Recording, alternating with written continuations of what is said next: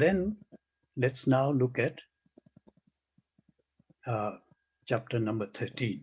So keeping in mind this relationship between the human being, the jiva, and divinity, the eternal transcendental principle of Purusha, and then how this comes into creation, and there is a kind of intertwining of these two principles which brings about this creation, and then through our sadhana, through our process, we begin to separate them out and to understand that I am not Prakriti, I'm not this body, mind, intellect, but I am that which is the essence of everything, which is the supporter of everything, which is the upadrashta, as we will see, of this which I am aware of.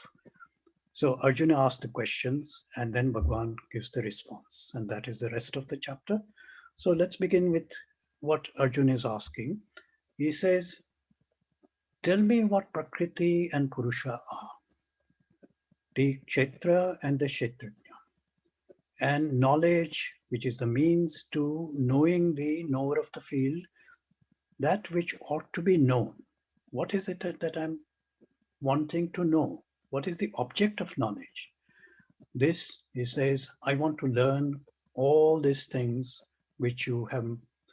Some of these terms he has mentioned before, but Kshetra, Kshetrajna is what Arjuna is now asking about, and not only the object of knowledge, but the means of getting that knowledge and the distinctions between matter and spirit, the field and the knower of the field.